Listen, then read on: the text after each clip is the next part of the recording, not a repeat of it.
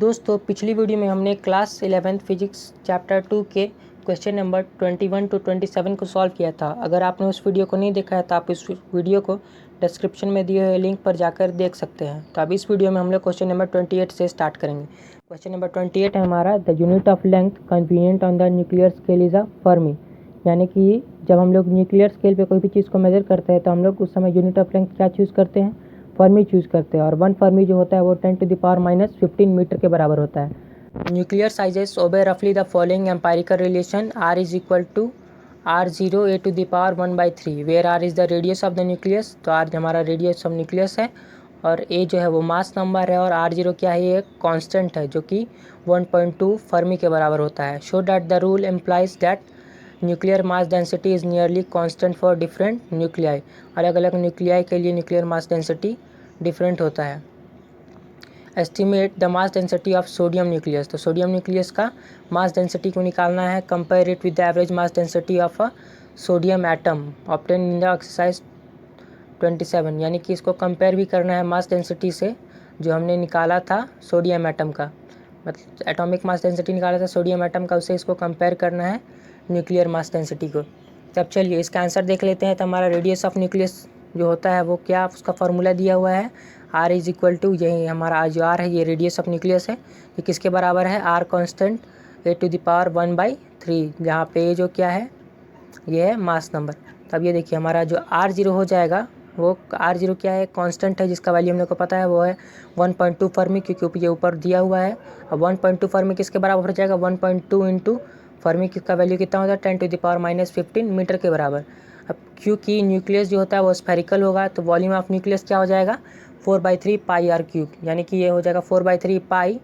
R का value देखिए हमारा R का वैल्यू क्या है, R0 A⁻1/3, तब इसका क्यूब हो जाएगा, होल क्यूब हो जाएगा, यानी कि ये हो जाएगा R constant A⁻1/3 whole cube, ये हो जाएगा 4/3 pi R constant to the power 3 A। जो A हमारा इसका 1/3 था पावर, तो बाहर के पावर 3 से मल्टीप्लाई हो जाएगा तो ये कैंसिल हो जाएगा, तो ये केवल A ही बचेगा। अब मास ऑफ न्यूक्लियस क्या होता है, Ma होता है, मतलब न्यूक्लियस का मास क्या होता है Ma। देखिए जो न्यूक्लियस होता है वो न्यूक्लियन से बना होता है, ढेर सारे न्यूक्लियन से।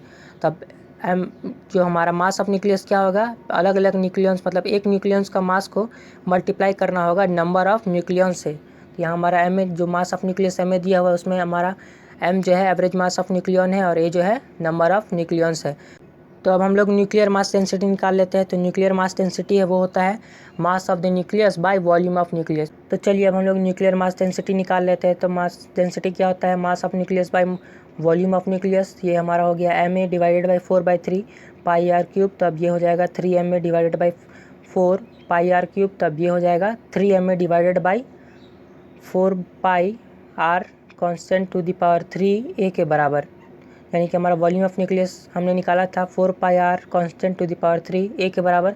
तब ये हो जाएगा A ऊपर का और नीचे का कट जाएगा तो ये बचेगा 3M divided by 4 pi R constant cube. तो ये हो जाएगा using M is equal to 1.66 into 10⁻⁻27 kg and R is equal to 1.2 fermi 1.2 into 10⁻15 metre in the above equation. तो अब इसमें हम लोग M क्या वैल्यू क्या ले रहे हैं 1.66 इंटू 10⁻27 kg ले रहे हैं और R कांस्टेंट का वैल्यू तो हम लोग जानते ही 1.2 इंटू 10⁻⁻15 मीटर के बराबर होता है।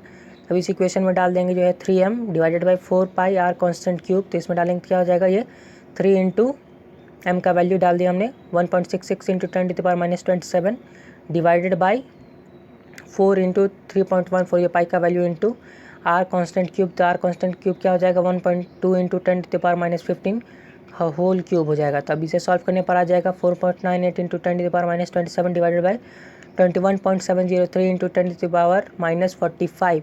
तब इस सब को फाइनली सॉल्व करने पर हमारे पास आ जाएगा 2.29 इंटू 10⁻17 kg पर मीटर क्यूब। तो ये मास डेंसिटी हो गया, न्यूक्लियर मास डेंसिटी क्या हो गया हमारा 2.29 इंटू 10⁻17 kg पर मीटर क्यूब। ये किसका है, ये हमारे एक सोडियम एटम का है, सोडियम न्यूक्लियस का है, सोडियम एटम के न्यूक्लियस का है, क्योंकि हमें सोडियम एटम के न्यूक्लियस का निकालना था मास डेंसिटी। तो अब उसके किससे कंपेयर करना था हमें, इसका न्यूक्लियर मास डेंसिटी को हमें कंपेयर करना था उसके एटॉमिक मास डेंसिटी से। तो हमारा so the nuclear mass density is much larger than the atomic mass density for an sodium atom we got in question number 27। तो हमारा न्यूक्लियर मास डेंसिटी जो है हमने इस क्वेश्चन में जो देखा वो एटॉमिक मास डेंसिटी, सोडियम के एटॉमिक मास डेंसिटी से बहुत ज़्यादा हाई है, जो हम लोग को क्वेश्चन नंबर 27 मिला था।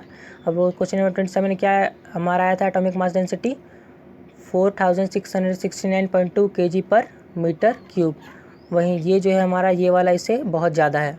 अब क्वेश्चन नंबर 29 में आते हैं। क्वेश्चन नंबर 29 है, a laser is a source of very intense monochromatic and the unidirectional beam of light. तो एक लेज़र होता है वो बहुत ही इंटेंस बीम ऑफ लाइट होता है जो कि यूनिडायरेक्शनल होता है, यानी कि वो एक ही डायरेक्शन में ट्रैवल करता है।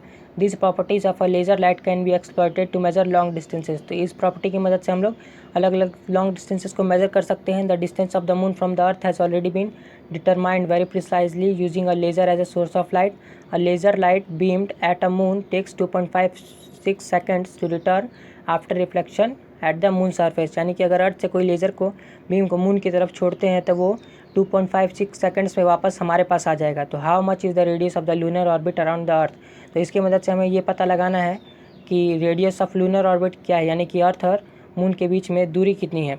अब हमारा आंसर देख लेते हैं। तो आंसर क्या है, time taken for the laser beam to return to the earth after reflection by the moon surface कितना है, 2.56 सेकंड। ये तो ऊपर दिया हुआ है। और स्पीड ऑफ लाइट हमारा सी जो होता है वो होता है 3 × 10⁸ मीटर्स पर सेकंड होता है।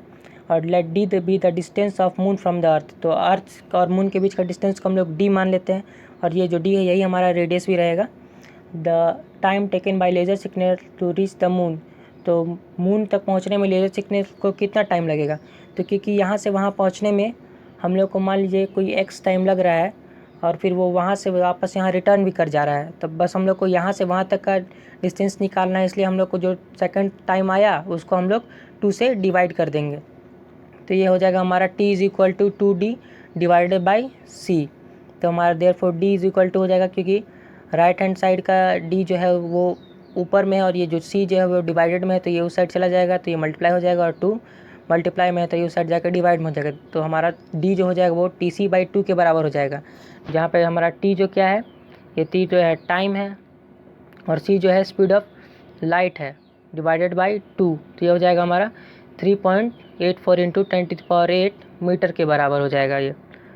तो हमारा अर्थ और मून के बीच की दूरी कितनी है, 3.84 × 10⁸ मीटर। अब क्वेश्चन नंबर 30 में भी आते हैं। ये क्वेश्चन भी उसी तरह है पिछले वाले क्वेश्चन की तरह।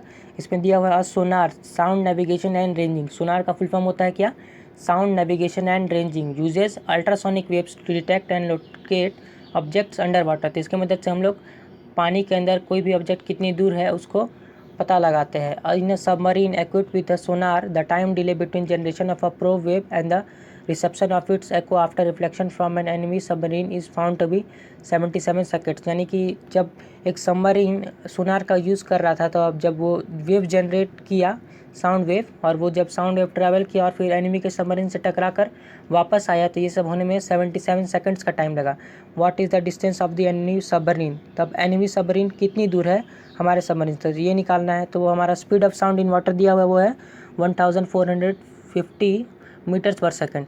अब चलिए हम लोग इसका आंसर देख लेते हैं। तो speed of sound in water दिया हुआ है ये 1450 मीटर्स पर सेकंड। अब time between generation and the reception of the echo after reflection हो जाएगा 2t = 77 सेकंड्स। तो t का वैल्यू हो जाएगा क्या, 77/2 के बराबर। अब time taken for the sound waves to reach the submarine.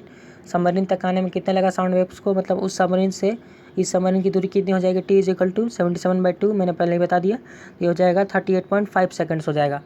अब देन v = d/t। यहाँ देखिए जो v होता है हमारा वेलोसिटी होता है वो किसके बराबर होता है, डिस्टेंस बाई टाइम के बराबर। तो डिस्टेंस क्या हो जाएगा, वेलोसिटी इंटू टाइम के बराबर हो जाएगा। तो distance of enemy submarine d = हो जाएगा tv के बराबर। देयरफॉर d = हमारा ये जो v का वैल्यू है हमें दिया हुआ है 1450 इंटू t का वैल्यू हमारा क्या है 38.5 सेकंड। तो इसे मल्टीप्लाई कर लेंगे तो ये हो जाएगा 55,825 मीटर। अब इसे स्टैंडर्ड यूनिट में कन्वर्ट कर लेंगे तो ये क्या हो जाएगा 55.8 इंटू 10⁻³ मीटर के बराबर और 55.8 किलोमीटर के बराबर हो गई है। अब क्वेश्चन नंबर 31 में आते हैं। क्वेश्चन नंबर 31 है, the farthest objects in the universe discovered by modern astronomers are so distant that the light emitted by them take billions of years to reach the earth. These objects are known as quasars. यानी कि क्वाज़ार्स जो है हम लोग के अर्थ से इतनी दूर होते हैं कि उनसे क्वाज़ार्स से हमारे तक लाइट आने में बिलियंस ऑफ ईयर्स लग जाते हैं। Quasars have many puzzling features which have not yet been satisfactorily explained. What is the distance in kilometer of a quasar from which light takes 3 billion years to reach us? तो हमने अब ये distance लगाना है कि अर्थ और quasar के बीच में एक क्वाजार है, उसके बीच में कितना डिस्टेंस है। अगर उस क्वाजार से हमारे तक यानी अर्थ तक लाइट पहुंचने में 3 बिलियन ईयर्स लगते हैं।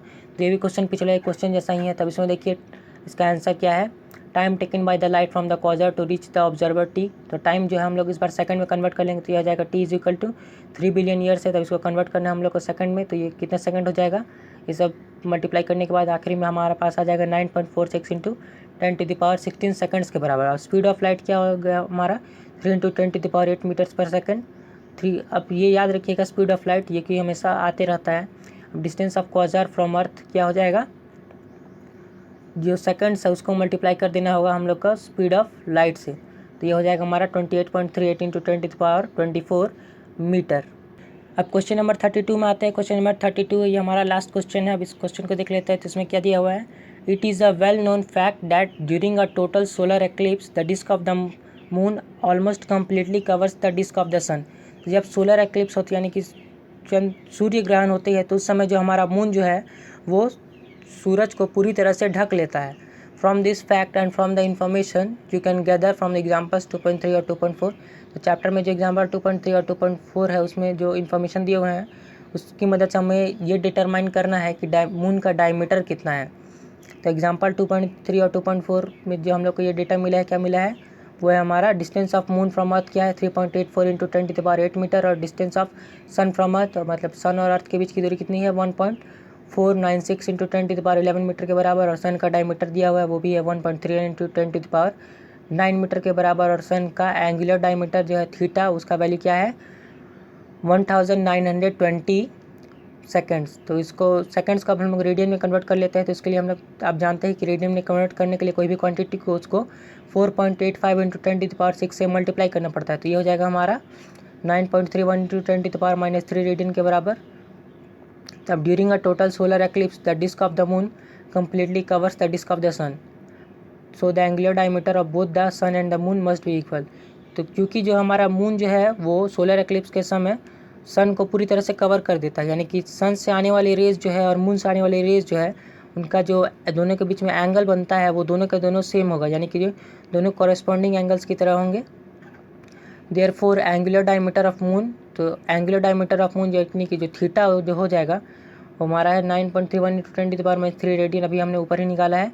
तो द अर्थ मून डिस्टेंस क्या हो जाएगा, एस इज इक्वल टू हो जाएगा 3.8452 इंटू 10⁸ मीटर, ये दिया हुआ है हमने देखा है एग्जाम्पल 3 और 4 में। Therefore the diameter of the moon D is equal to theta into S. तो हमारा डायमीटर ऑफ मून का क्या फॉर्मूला है, डी, यानी कि डायमीटर जो है हमारा वो किसके बराबर होगा, थीटा जो एंगल है इंटू एस जो है हमारा अर्थ मून डिस्टेंस, अर्थ और मून के बीच के डिस्टेंस के बराबर होगा।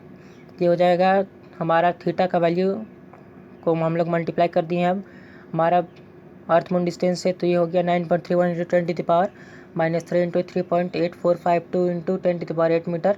तब इन दोनों को मल्टीप्लाई करने के बाद हमारा क्या आ जाएगा 35.796 इंटू 10⁵ मीटर। तो हमारा डायमीटर ऑफ मून किसके बराबर है 35.796 इंटू 10⁵ मीटर के बराबर। तो दोस्तों अगली वीडियो में आपको क्लास 11 फिजिक्स के चैप्टर 3 का सॉल्यूशंस मिलेगा, तो उसका लिंक आपको इस वीडियो के डिस्क्रिप्शन में ही मिल जाएगा, तो उसे आप ज़रूर देखें।